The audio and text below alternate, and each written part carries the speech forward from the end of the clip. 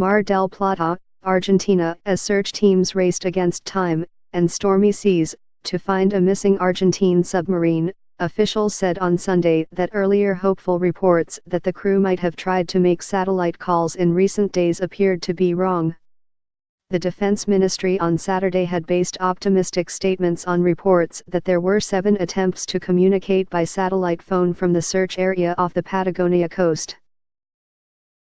But on Sunday, the Argentine Navy said that it was still analyzing the calls and that there was no clear evidence that the calls had come from the submarine.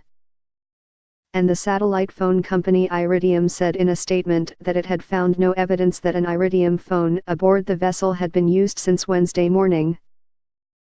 The reports came as an increasingly robust international effort was hampered by stormy weather in the 186 square mile search area.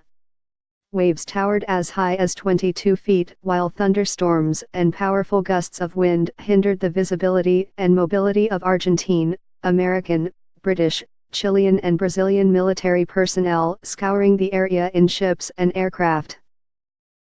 These are less than favorable conditions that do make things difficult, said CMDR.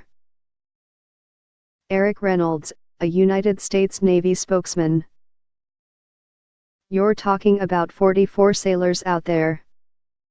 If they're in trouble, there's a finite amount of time to get to them, so I think there is a great deal of concern by the international community. The mystery surrounding the fate of the crew aboard the San Juan, a German-made submarine that has been part of Argentina's fleet since 1985, has transfixed the nation since news of its disappearance broke early Friday. The submarine last made radio contact on Wednesday. Roughly 200 family members of the service members on board were invited to await news at the Mar del Plata naval base in the seaside city, where 2 psychologists and 1 psychiatrist were on hand. This has turned into one big family, and we are all helping each other get through this difficult time, Maria Morales, 51, the mother of crew member Luis Garcia, said in an interview. Sadly, we don't have any news, but at least there is no bad news.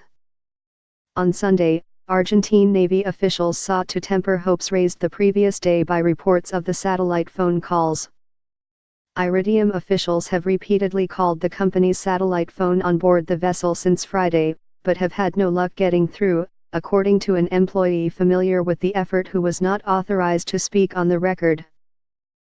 Argentine officials would not say whether the vessel had other satellite phones on board. Officials involved in the search and submarine experts following developments were contemplating a range of possibilities for what might have happened to the submarine.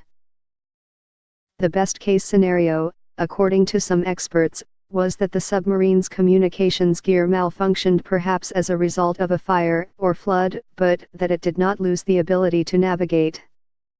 Working against that theory is the fact that the submarine was due to arrive at its home port here on Sunday. It's grim, said Capt.